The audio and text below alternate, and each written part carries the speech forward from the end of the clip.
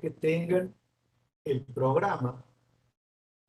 Yo les aconsejo, cuando ustedes tengan clase, así se los aconsejo también en la clase presencial, que tengan delante suyo el programa y la Constitución, que serían los dos, eh, digamos, los dos elementos fundamentales para que ustedes vayan formándose conceptualmente en la materia.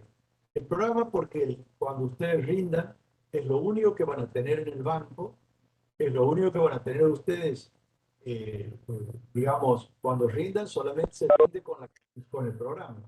Ahí tienen ustedes la bolilla, se rinde, el examen nuestro es oral, bien sea virtual o presencial, se rinde oral y con bolillero, o sea, son 7 bolillas de constitucional, 7 bolillas de administrativo, se saca bolilla en el bolillero, se sacan 2 bolillas, entonces se habla de una bolilla y los profesores les preguntamos de la otra correspondiente a las 2 materias.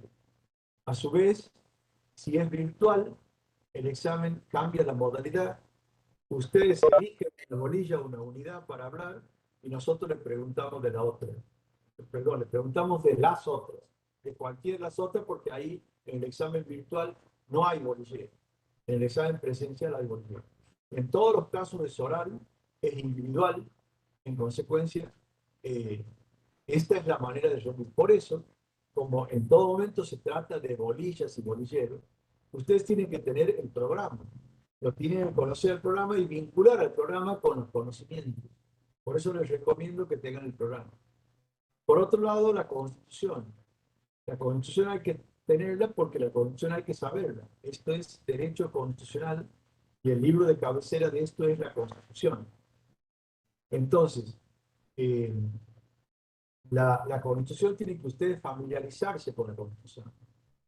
A veces observamos que usted a veces le pregunta, bueno, ¿qué dice la Constitución? Que es fundamental, está estudiando derecho constitucional.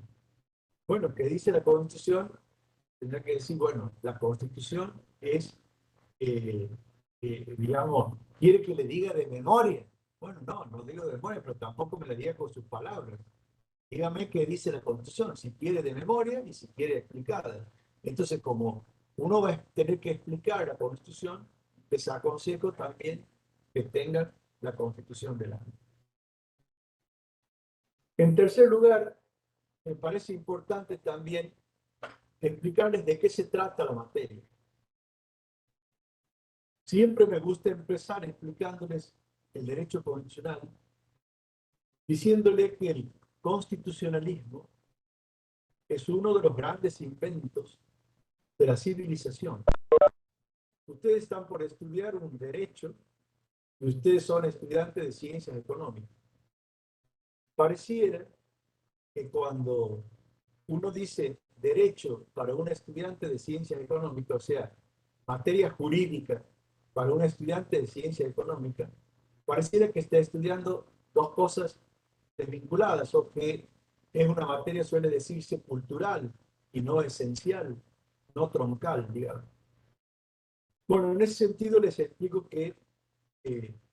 explico que esta materia que les estoy por enseñar es fundamental, esencial, no solamente en la formación profesional del graduado en ciencias económicas, como van a ser ustedes el día de mañana, sino además también esencial en vuestra formación profesional en general.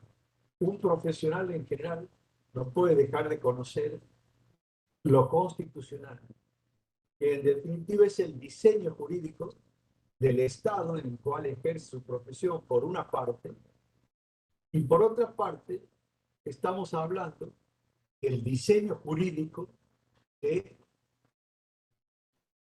de todo lo que es el Estado mismo. En este sentido, chicos, tengan bien claro una cosa, váyanlo poniendo en el cerebro. El Estado, que como dice el libro de Cerro, que tienen subido en el aula virtual, ahí me decía recién una señorita definición de Estado, elementos del Estado. Ahí el Estado y los elementos del Estado, territorio, población y poder, el Estado en general, ¿no es cierto? Que es es un territorio que tiene una población residiendo en él bajo un gobierno determinado y bajo reglas que son el derecho. Nosotros tenemos tres tipos de Estado en el que vivimos. Por un lado, el Estado nacional, que es la nación argentina, la República Argentina. Por otro lado, tenemos un Estado provincial, que es la provincia de Santiago del Estero, donde estamos nosotros, digamos, donde residimos, donde o estudiamos, etcétera. Y por otro lado, tenemos la ciudad de Santiago del Estero, que es donde estamos, donde estoy yo al menos, donde está situada la universidad. Obviamente ahora en la virtualidad puede haber muchos alumnos que estén en otras ciudades, tanto de la provincia como fuera de la provincia. Entonces hay tres estados: el Estado nacional, la nación argentina; el Estado provincial, la provincia de Santiago; y el Estado municipal es la ciudad de Santiago del Estero, el municipio, o si está en La Banda, el municipio de La Banda, o si está en Fernández, la ciudad de Fernández, si está en Campo Gallo, la ciudad de Campo Gallo, Montequemó, donde fuera que esté. Cada estado tiene su organización. El Estado nacional tiene, como ustedes saben, poder ejecutivo, el presidente de la nación; tiene un poder legislativo, que es el Congreso de la Nación; y tiene un poder judicial, que es la Corte Suprema de Justicia con los demás tribunales inferiores. El Congreso de la Nación, poder legislativo nacional, es bicameral, tiene dos cámaras: Cámara de Diputados, Cámara de Senadores. Después está la provincia de Santiago del Estero, que también tiene, igual que la nación, tiene un poder ejecutivo, que es el gobernador de la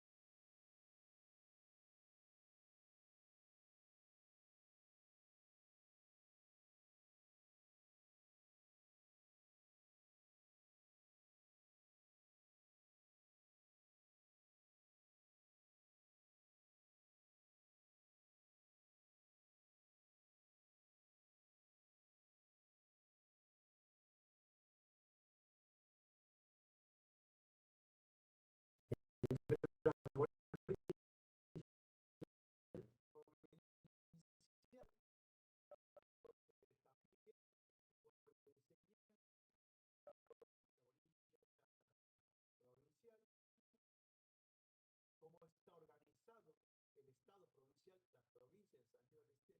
Y hay también una constitución municipal, que no se llama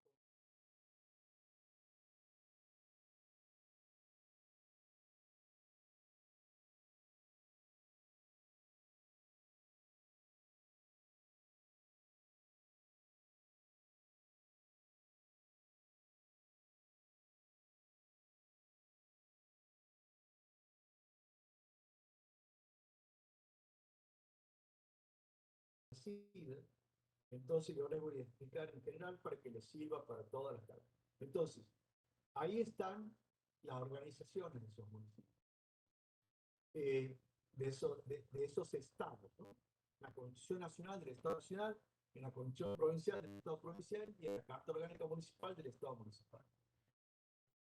Yo les voy a enseñar en la materia, por una parte, las normas que las diseñan, dentro de las cuales nosotros estudiamos, por una parte, lo que son la parte dogmática, le llamamos, que son las declaraciones, los derechos y las garantías. Fundamentalmente los derechos y las garantías.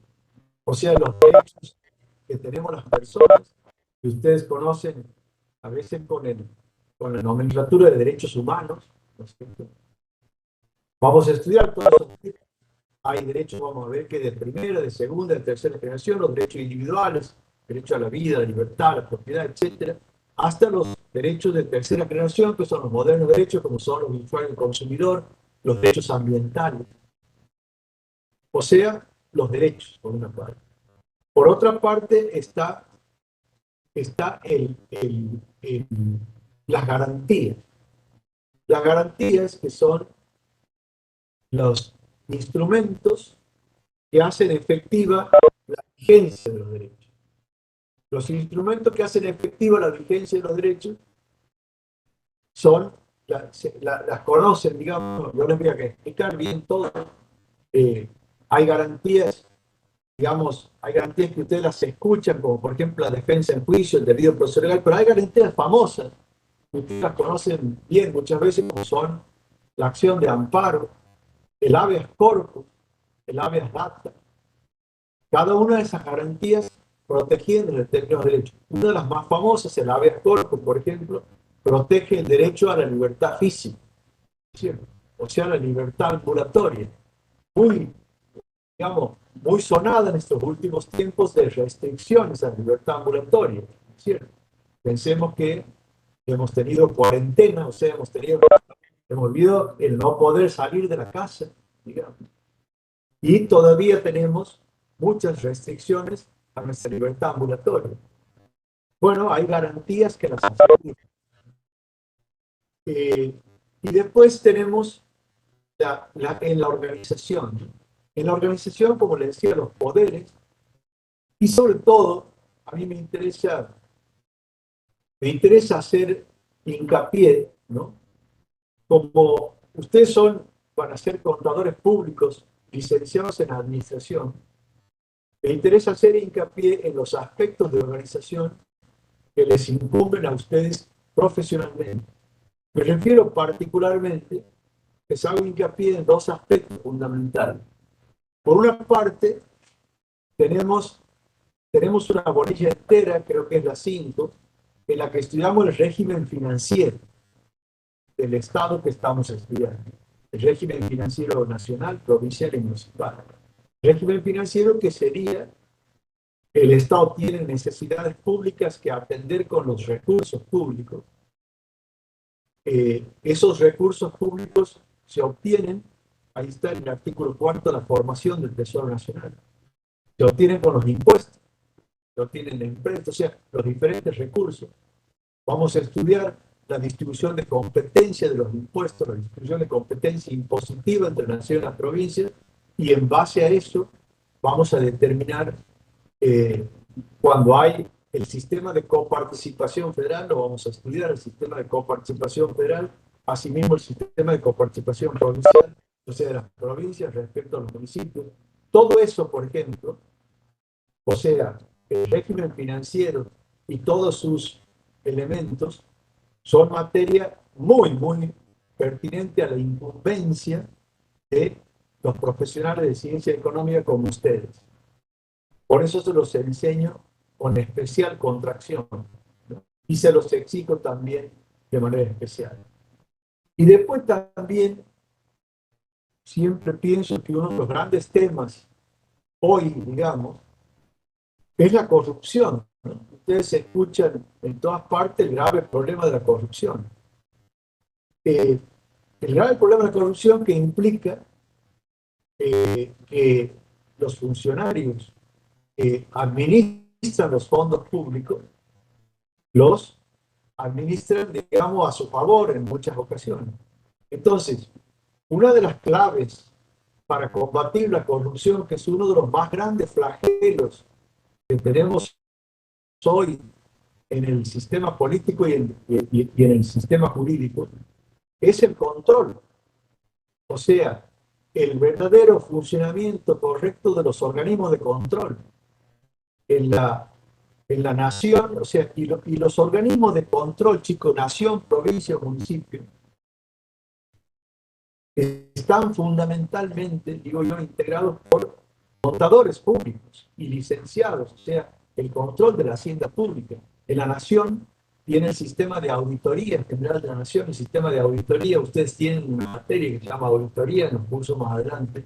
En la auditoría son mayormente integrados por contadores y licenciados. En la provincia tenemos el sistema de Tribunal de Cuentas, que también está integrado por contadores o licenciados, y también en los municipios algunos tienen el sistema de Tribunal de Cuentas y otros son controlados por el Tribunal de Cuentas de la provincia.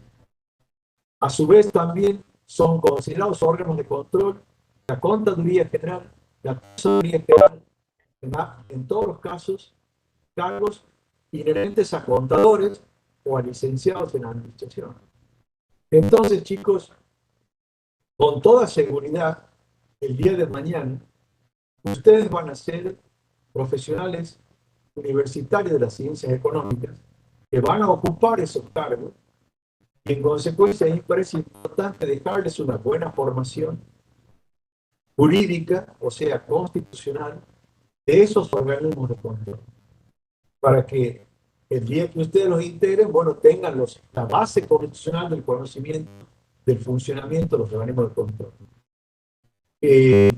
Esto me parece muy importante, hago bastante hincapié en eso. Obviamente después, ustedes controlan o no controlan, y a veces depende de la ética personal, ¿no? Como el funcionario que, que administra honradamente o el ladrón, ¿no? Eso ya depende muchas veces de la ética personal, pero si los sistemas de control funcionan, cuanto mejor funcionan, es cuanto se, se limita, se empequeñece, digamos, el margen de discrecionalidad, que es donde se cuela la corrupción. Entonces, por eso es importante, es fundamental que ustedes tengan un excelente conocimiento de esta materia. Cuando les digo, chicos, cuando les digo a ustedes que probablemente el día de mañana ustedes ocupen esos cargos, no estoy diciendo una mera suposición, estoy haciendo una afirmación respaldada empíricamente, o sea, respaldada por la realidad. Les he dicho que llevo 35 años dando esta materia en esta universidad, 42 en la otra. Entonces, obviamente, después de tantos años, ya muchos de mis alumnos, la mayoría de los cargos de control están ocupados por personas que han sido estudiantes universitarios, como usted dice, en la mayoría de los casos, alumnos míos. Entonces, por eso digo que ustedes ocuparán esos cargos algún día. Eso es, entonces, eso es el íter de la materia. Tenemos el derecho constitucional, la parte dogmática, la parte orgánica.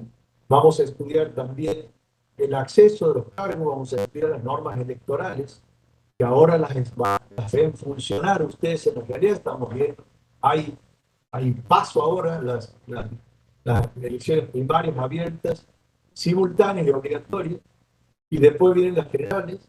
Estamos por elegir, en el caso de los santiagueños, estamos por elegir diputados nacionales, y después vamos a elegir también provinciales, vamos a elegir gobernador y diputados provinciales. Entonces, una regida por la Constitución Nacional, otra regida por la Constitución Provincial. Es los sistemas electorales, cómo se elige, qué sistema se emplea para elegir los diputados nacionales, qué sistema se emplea para elegir los diputados provinciales, el gobernador, cómo se los elige, etcétera. Todo eso forma parte de lo que es nuestro programa. Y después también toda la parte del régimen financiero y los organismos de control. Bien, les acabo de hacer el paneo de toda la materia y los escucho si quieren preguntarme algo mientras yo tomo algo. Los escucho si me quieren preguntar.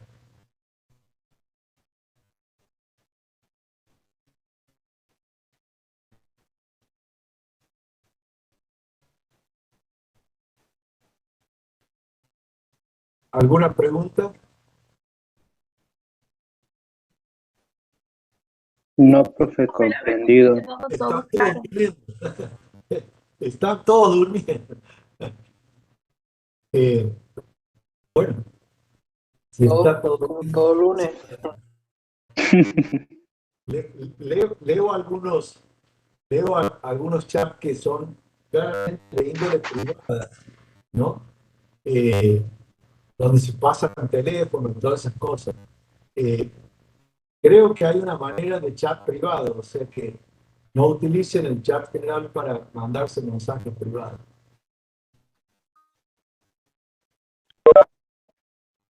Bueno, muy bien. Si está todo bien, me hacen los deditos, todo. Muchas gracias. Eso significa que no están bien. Bien. Vamos ahora a empezar entonces nuestro. eh, Vamos a empezar entonces con la bolilla número uno, ¿no? Derecho constitucional, concepto, contenido. Vamos con la bolilla uno. Yo les doy las dos definiciones, decía, usen cualquiera de las dos. Eh, Ahí tienen la definición. Sobre esto les hago una observación. Eh, a mí me gustan mucho las definiciones, ¿no? A veces las definiciones son, en algún sentido, las definiciones son en algún sentido, eh, a veces dejan elementos afuera, pero a mí me gusta porque, no tanto porque yo, a los efectos de que ustedes lo aprendan, eso también, o sea, con fines didácticos, sino sobre todo me parece que les sirve mucho a ustedes, porque a ustedes les sirven las definiciones para, cuando están rindiendo, la definición les sirve para ubicarse en el tema. Uno dice la definición y ya se está ubicando en el tema, ya está ubicado. Luego, hay definiciones alrededor de las cuales uno explica, que puede, para utilizar un término deportivo, uno pivotea alrededor de la definición y de esa manera, digamos, puede ir usándola de guía de su exposición. Entonces, me parece que la definición les da a ustedes un marco que les sirve para rendir y para poder exponer. Por eso yo soy muy amigo de las definiciones, tengo muchas definiciones que están todas en el PowerPoint, que también están en el apunte, están producidas en el apunte, eh, o sea, a absoluta disposición de usted. Rama del derecho público interno, ya estudiaba derecho público interno, o sea, que estudia principios, normas y valores que regulan la organización política fundamental del Estado, los derechos de las personas y el ejercicio del poder. Te explico un poco eso, ¿no? Vamos a empezar. En primer lugar, dice rama del derecho público. Ahí, cuando estudiamos nosotros después la ubicación, ¿no? En el punto de la ubicación del derecho vemos lo del derecho público. A mí me interesa que tengan claro ustedes el derecho público del derecho privado, ¿no? Es para diferenciar el derecho privado. Está claro, en realidad no están tan diferenciados, pero en la ciencia hacemos la diferenciación para que a ustedes les quede claro en lo didáctico. Ustedes han estudiado en la primera mitad del año, han tenido derecho privado y ahora tienen la parte de derecho público. Marquemos la diferencia. En el derecho público, chicos, siempre una de las partes de las relaciones es el Estado. Repito, una de las partes de las relaciones es el Estado. ¿De qué relación? Miren, cuando ustedes empiezan al principio de año a estudiar derecho, ustedes tienen que el derecho, ¿no es cierto? Tienen ustedes que es, siempre el derecho exige relación intersubjetiva, o sea, reglas de conducta de observancia obligatoria, cuya incumbencia norma jurídica, pero cuando hablan de derecho en general está referido a normas de conducta para la interferencia, dice, intersubjetiva de las personas. Esas que son palabras difíciles. ¿Qué quiere decir? Interferencia intersubjetiva quiere decir relación entre dos sujetos, intersubjetiva y sujeto. A ver, si una persona estuviera sola en una isla, no necesita el derecho, porque como no tiene relación, o sea, interferencia con otras personas, entonces no es necesario establecer reglas para esa relación. No es necesario el derecho. El derecho aparece cuando hay más de un sujeto. ¿Por qué? Porque esos sujetos al relacionarse entre sí necesitan reglas para su interferencia.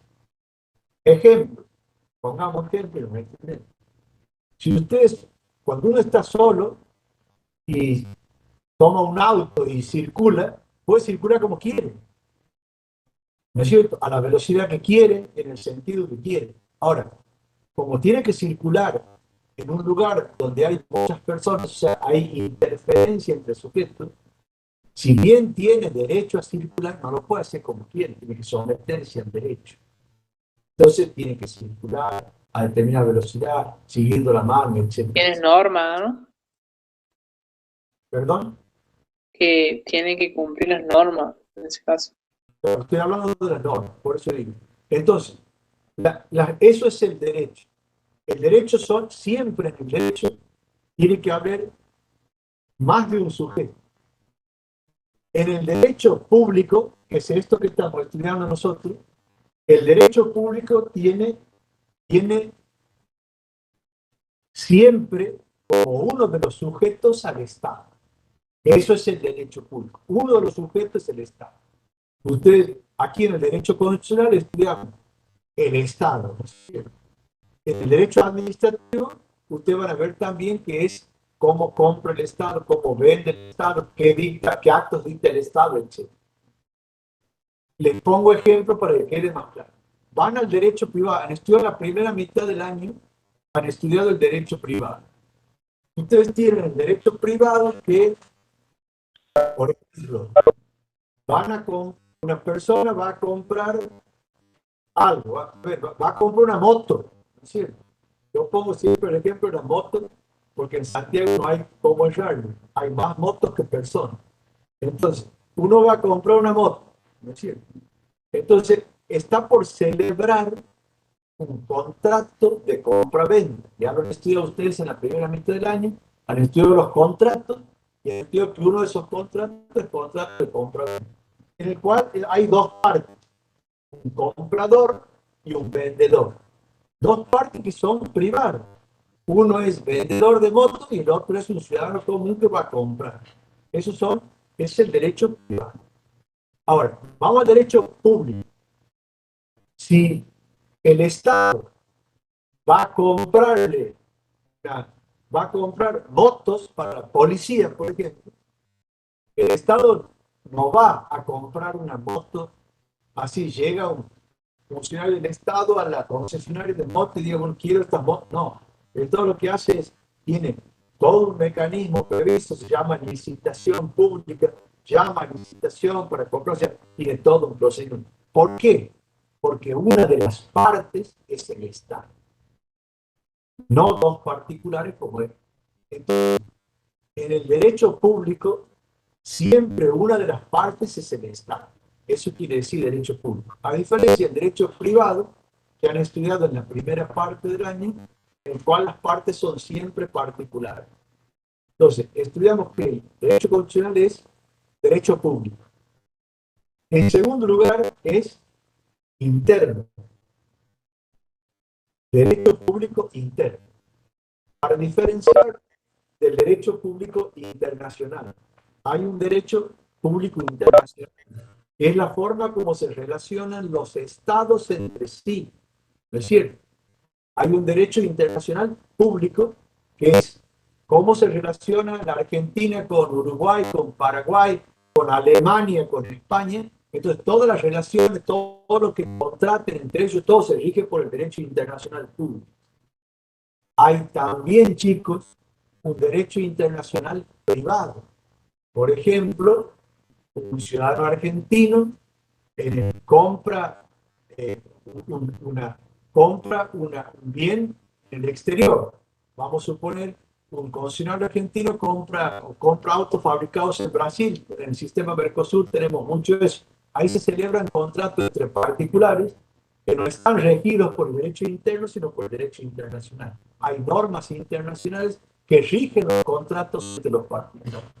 Nosotros estamos por estudiar una rama del derecho público, una parte del Estado, e interno, las normas que rigen dentro del territorio de la República Argentina. Eso es derecho público interno. Sí, lo escucho. Por ejemplo, un ejemplo sería si una persona va a comprar ropa que en otro país sería un derecho privado, internacional privado. Me pregunta si una persona va a comprar ropa en otro país, si sería derecho internacional privado, eso me pregunta. Ajá. Sí, ¿Sí o no? Eso me sí. pregunta. Ah, cuando dice usted se va a comprar ropa, usted se refiere, usted a ver, viaja a, no sé, viaja A Bolivia, digamos, todo Bueno, hacen eso. va a Bolivia. Va a una tienda de Bolivia, no es internacional privado. Es un contrato privado que se rige por el derecho boliviano porque usted está comprando en territorio de Bolivia. Aunque sea usted un ciudadano argentino, se rige por las normas jurídicas de Bolivia. Ahora bien, si usted desde la Argentina va a importar ropa boliviana, digamos, o sea, va a hacer una compra o es productor agropecuario y va a vender soja a China, o es productor automotriz y va a vender autos a Chile o a Uruguay o a Bolivia, que no tienen industria automotriz, ¿no es cierto? Usted no podría comprar un auto boliviano porque Bolivia no fabrica autos, un auto uruguayo, un auto chileno. En el sur solamente fabricamos los brasileños y los argentinos.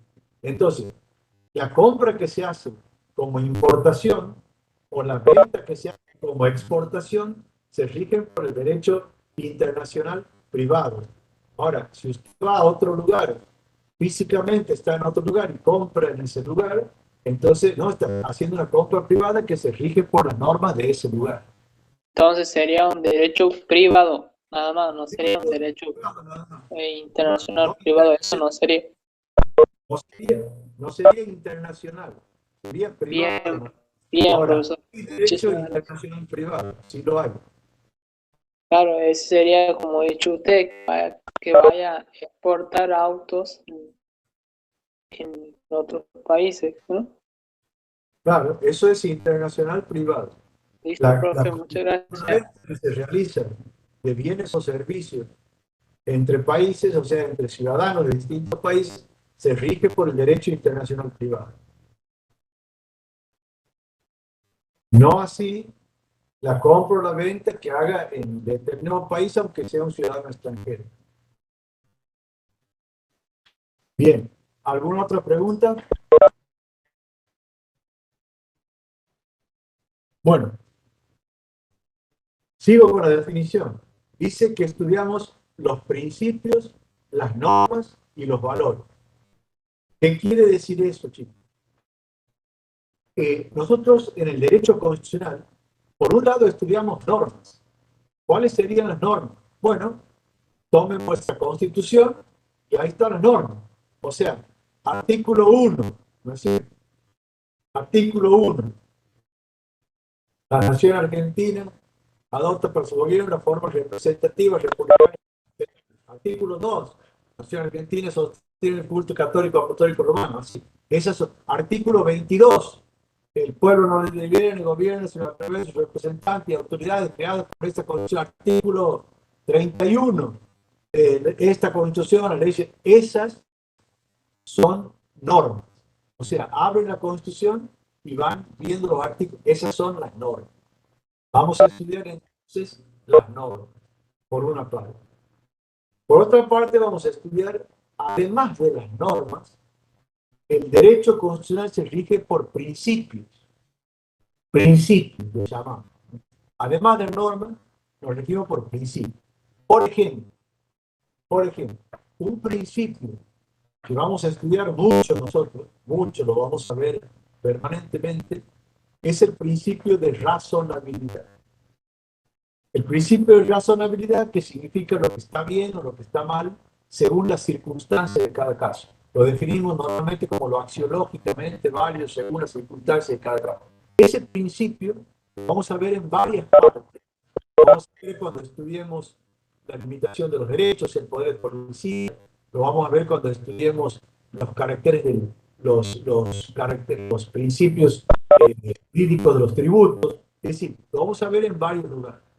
El principio de razonabilidad, el principio de legalidad, el principio de reserva, todos esos principios constitucionales también los estudiamos, aunque no estén expresamente normativizados en algunos casos.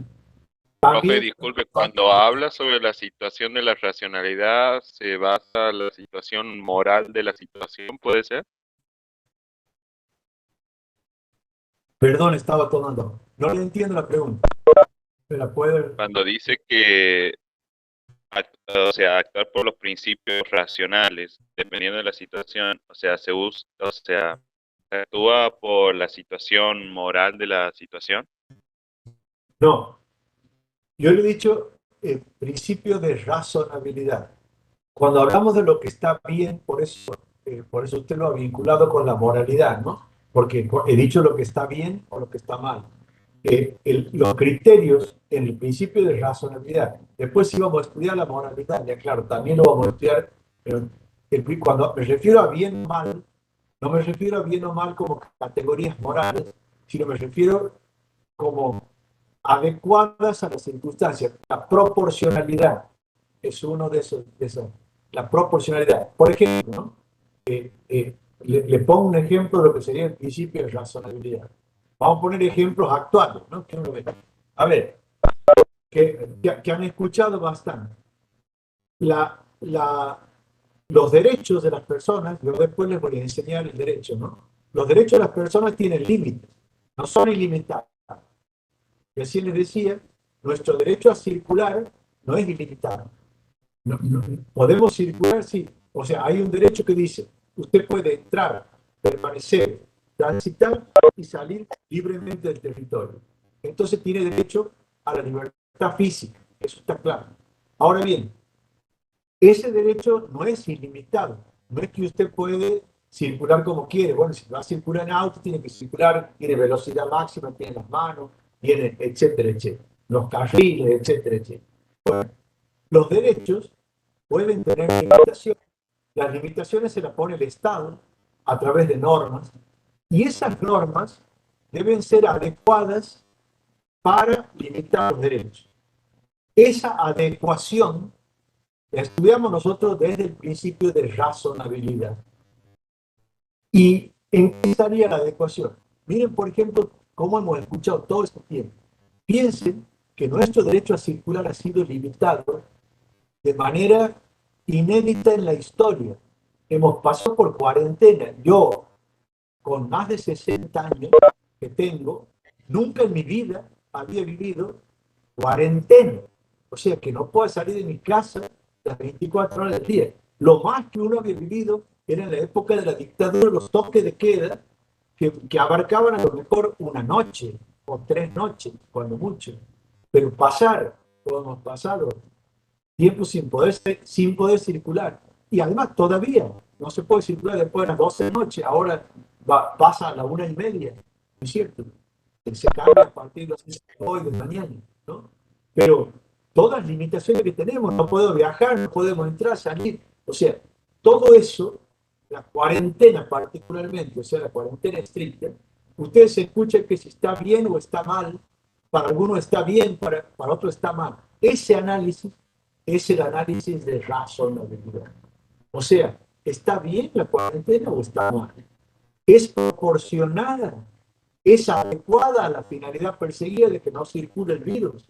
Ese, no es que si es moral o inmoral, o sea, si está bien o mal en el sentido moral, sino si está bien o mal en el sentido de su idoneidad para limitar los derechos y cumplir el fin perseguido de proteger la salubridad de las personas. ¿Ha entendido el que me ha preguntado? ¿O los demás todos han entendido? ¿Qué quiero decir con principio de razonabilidad? Profe, Sí, profe. Sí, profe. Bien.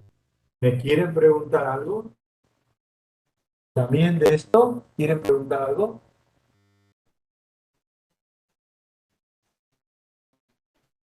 No, profesor, está bien. Bien. Les decía entonces, son principios, son normas y finalmente son valores. Y aquí sí puede entrar el tema de la moralidad que me acaba de preguntar el alumno. El derecho no es neutro, eso es lo que quiero decir. Fundamentalmente, las normas están dirigidas a hacer justicia, ¿no? Uno de los valores es la justicia. Otro de los valores es la república, la democracia, la libertad. O sea, todos esos valores también forman parte del derecho constitucional y también integran, son objeto de nuestro estudio. Es decir, una norma no es neutra, sino una norma está dictada para lograr una finalidad que sea buena, o sea, que esté vinculada a un valor, eh, algo que sea apreciable, valorable por las personas. Pensemos nosotros, volviendo al ejemplo que les acabo de poner de la cuarentena.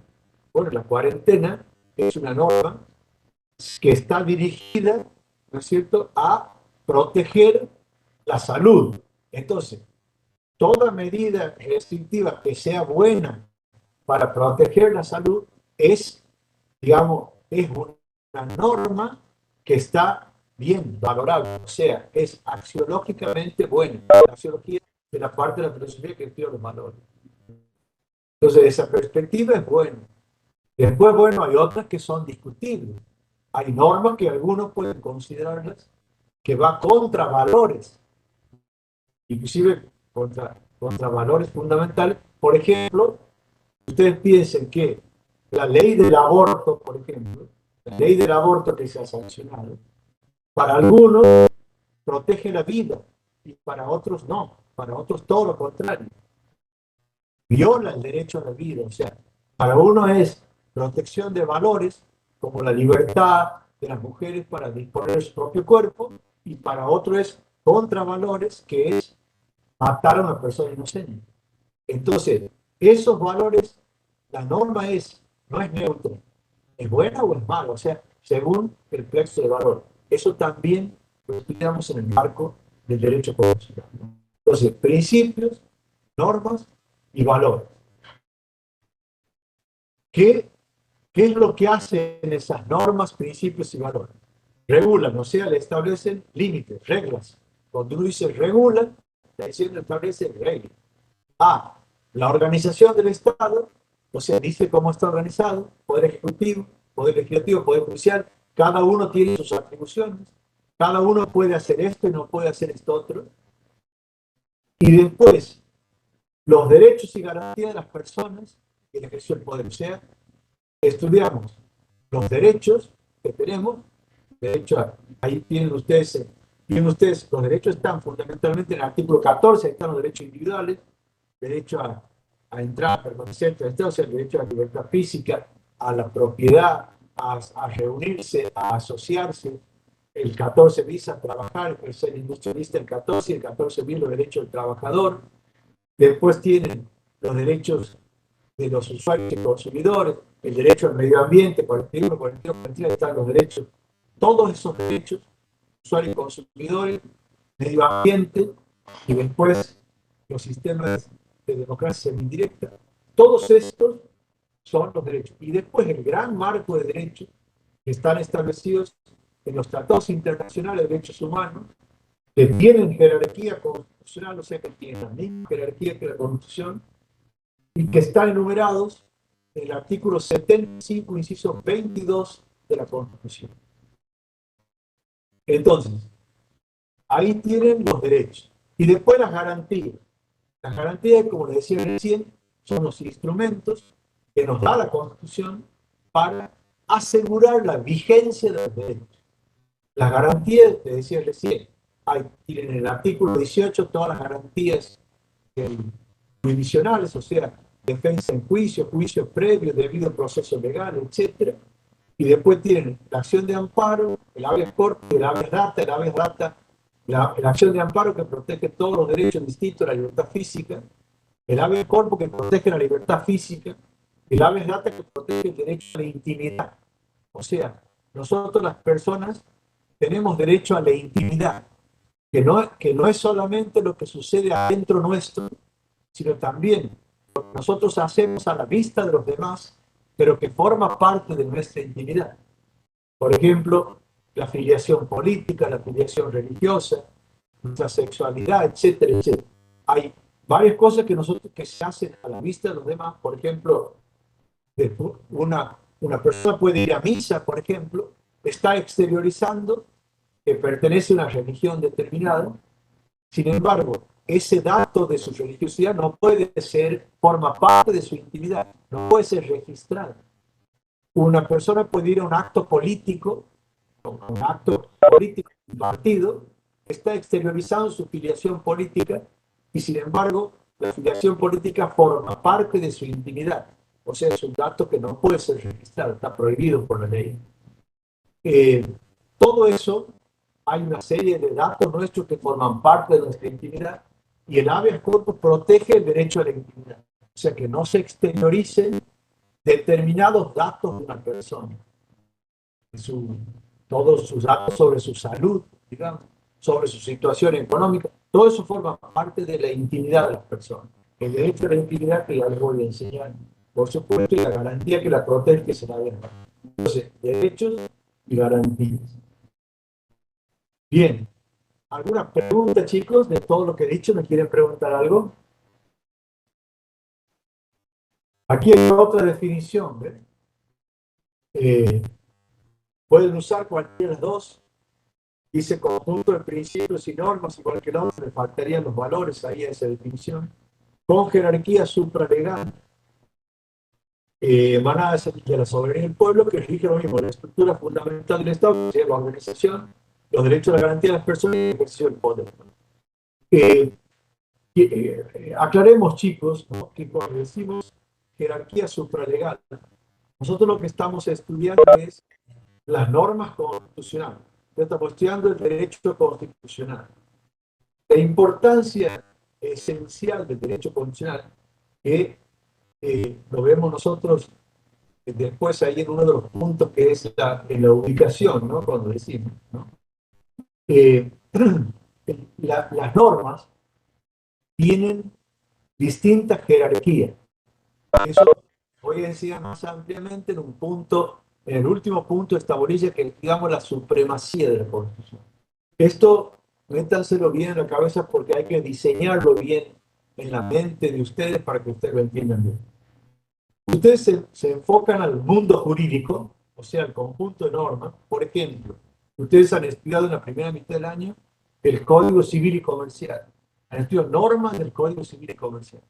Después, a lo largo de vuestra carrera, van a estudiar, tienen derecho laboral también, van a estudiar las normas que regulan el trabajo, van a estudiar, es decir, van a estudiar ustedes un conjunto de normas que integran el mundo jurídico. Lo primero que tienen que tener claro es que no todas las normas tienen la misma jerarquía. No. Las normas tienen distintas jerarquías.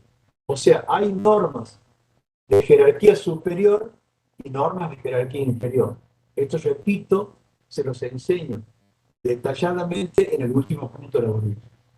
La norma de máxima jerarquía es la Constitución.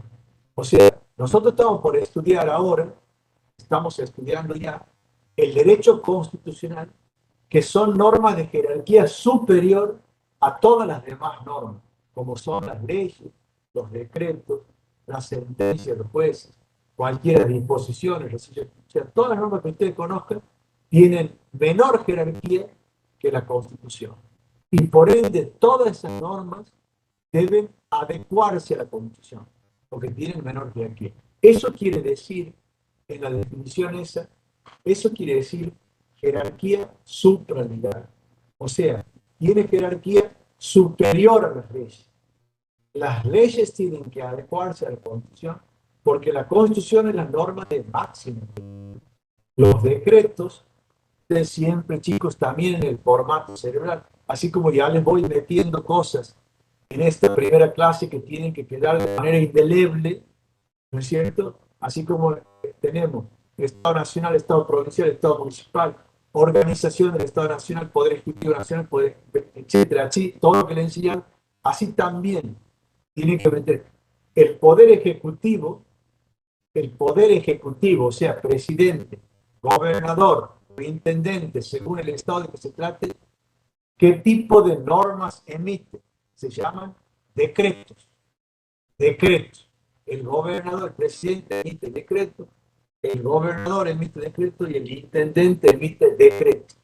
Por supuesto, más abajo los ministros emiten resoluciones, disposiciones, todo lo que quieran. Fundamentalmente decretos, o sea, actos administrativos, y ustedes lo estudian en derecho administrativo. Entre paréntesis, cuando estudien derecho administrativo, ahí les voy a dar, la profesora les va a dar mi definición de derecho de acto administrativo, ahí van a tener eso. Cierro el paréntesis, seguimos con constitucional. El poder legislativo emite leyes. El Congreso de la Nación, Cámara de Diputados y Cámara de Senadores emiten leyes. La Cámara de Diputados de las provincias, el Poder Legislativo Provincial, emite leyes. El Poder Legislativo, el Consejo Deliberante, emite leyes. No se llaman leyes, se llaman ordenanzas, pero es como si fueran leyes. Es lo mismo que una ley. La ordenanza es una ley. Tiene otro nombre, pero es una ley. Entonces, hay ley nacional, ley provincial y ley municipal, que sería ordenanza municipal. Y después, el Poder Judicial, los jueces emiten sentencias. Jueces nacionales, jueces provinciales emiten sentencias, y ha dicho que el municipio no tiene poder judicial. Entonces, todos esos actos que emiten los poderes legislativo, ejecutivo, judicial, todos esos actos que emiten deben estar adecuados a la Constitución. ¿Por qué? Porque la Constitución es la norma de máxima jerarquía.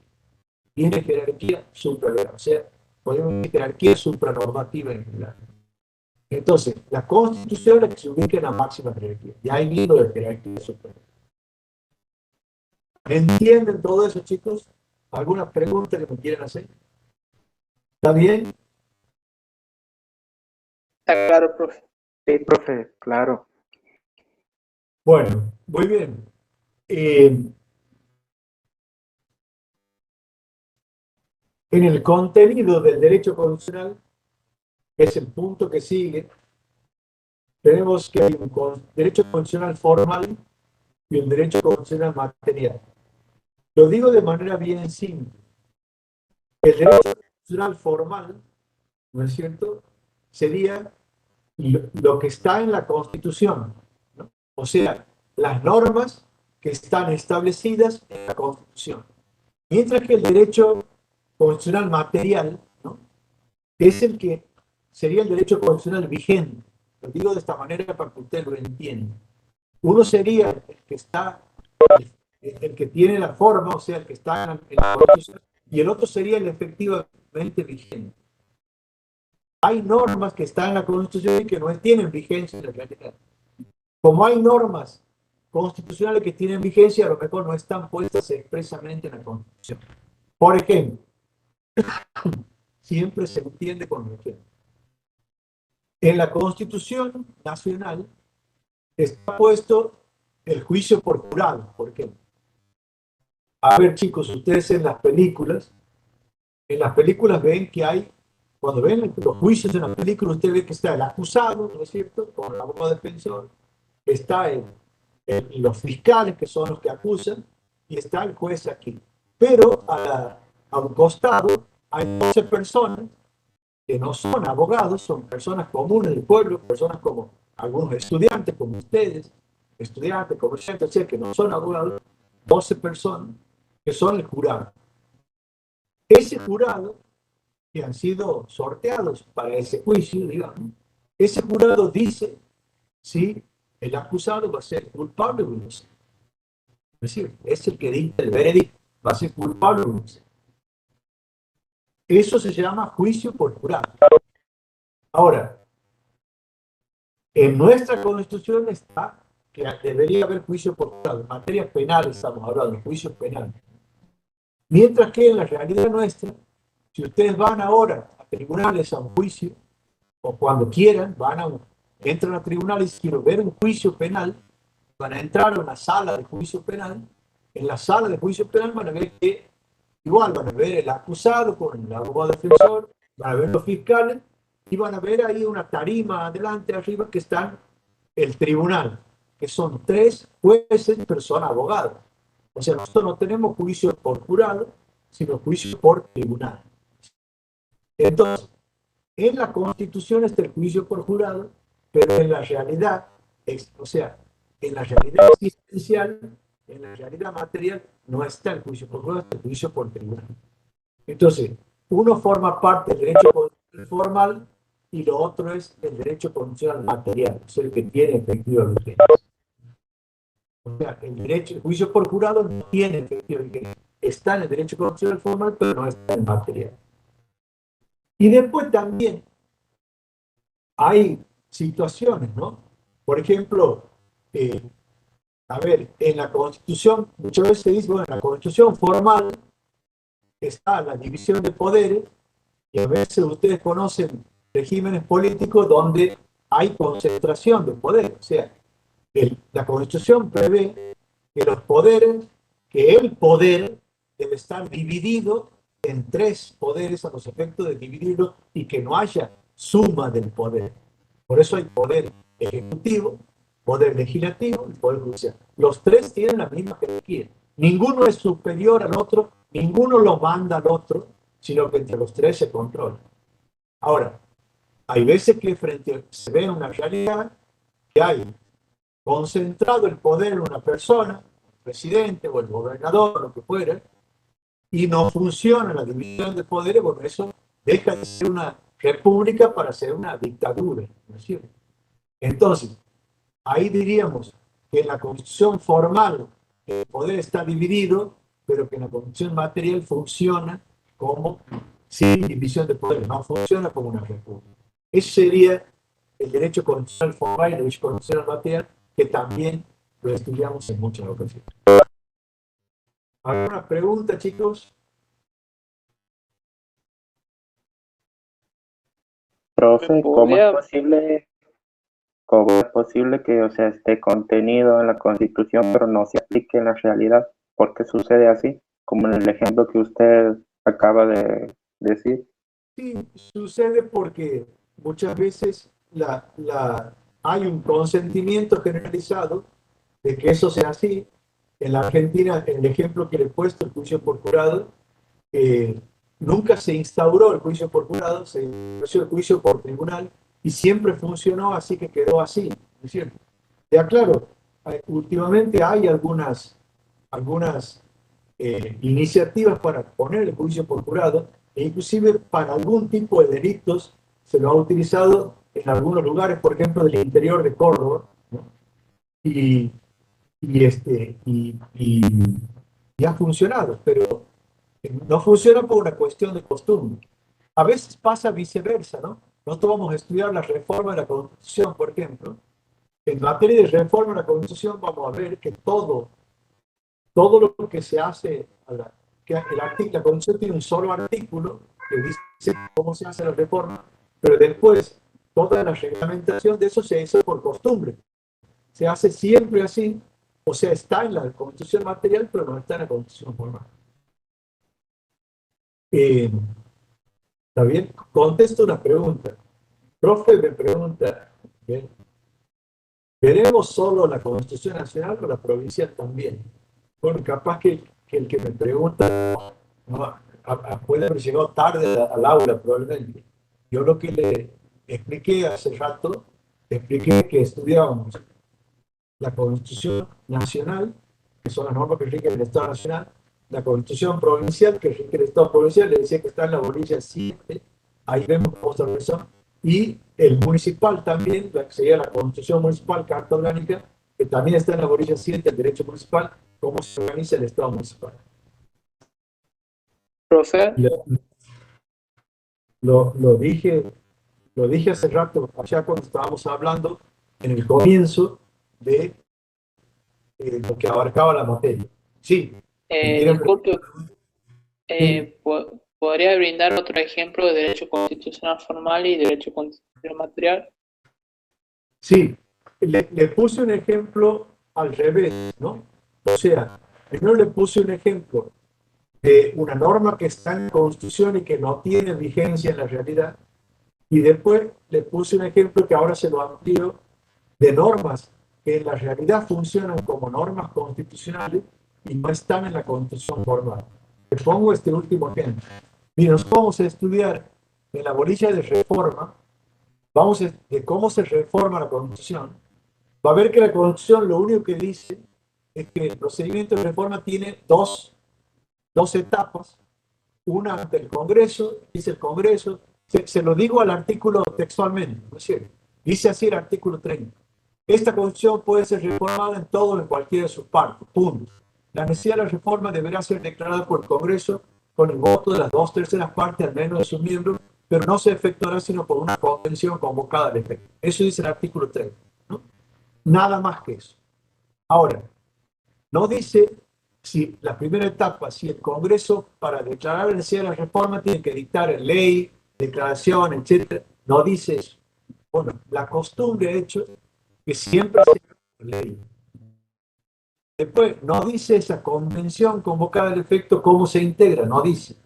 La costumbre ha hecho que la hagan integrar por un número igual a la totalidad de los miembros de cada provincia envía al Congreso, que se elijan como los diputados. Eso ha hecho, la costumbre ha hecho que se haga así.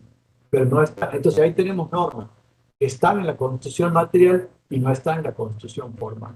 Que son lo mismo que dentro de un rato, cuando estudiemos las fuentes, la costumbre también es una fuente de ley. ¿Me ha entendido? Sí, profe, muchas gracias. Muy bien. Bueno, chicos, siendo las 12:55, terminamos nuestra clase porque bueno, yo les robo un poquito, no les debería robar vuestro tiempo, siempre termino 15 minutos antes porque no hago recreo en el medio, digamos. Entonces les robo el recreo y se los devuelvo al final. Además, si sigo hablando ya no van a querer volver a la otra clase, entonces para que vuelvan y tengan ganas de seguir escuchando, la terminamos aquí. Ha sido un gusto, ha sido un placer.